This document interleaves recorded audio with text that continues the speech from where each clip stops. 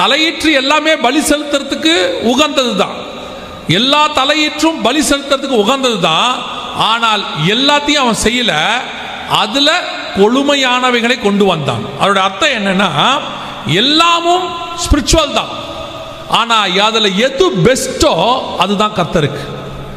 அதே மாதிரி தான் உங்ககிட்ட கர்த்தர் கொடுக்க போறது, உன்னை சூஸ் பண்ண சொல்றது, உனக்கு எடுக்கிறது எல்லாமே ஸ்பிரிச்சுவல் தான்.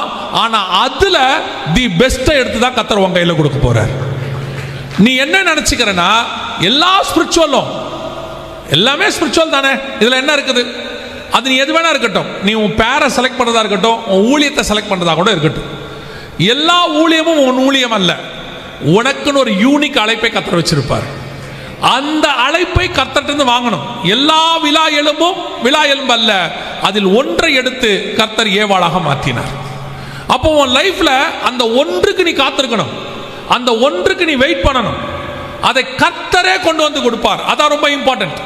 இன்னைக்கு கடைசி காலத்தில் எது பிரச்சனையா இருக்குது, நான் ஏற்கனவே சொன்ன மாதிரி பார்க்கிறோம், செலக்ட் பண்ணிடுறோம், ஆனா அது காட்ஸ் வில்லா. உடனே பையன் என்ன சொல்றான் தெரியுமா, ஏன் காட்ஸ் வில் தான், அவங்க அந்த சர்ச்சுக்கு போறாங்க, என்ன இப்ப பிரச்சனை, அவங்களும் ரட்சிக்கப்பட்டிருக்காங்க, ஞானஸ்நானம் எடுத்திருக்காங்க, அபிஷேகம் பெற்றிருக்காங்க, இல்ல அதனால அது காட்ஸ் வில் அல்ல.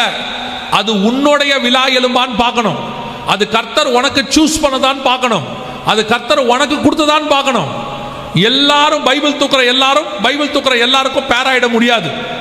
இன்னைக்கு அதுதான் இங்க பிரச்சனை. நிறைய பேர் மாட்டிட்டு முழிக்கிறான், நிறைய பேர் கதறான். நீங்க யோசிச்சு பாருங்க, அப்பா அம்மா 2 பேரும் ஸ்பிரிச்சுவலா இருக்கிறாங்க, ஆனா குடும்பத்தில் சமாதானம் இல்லை.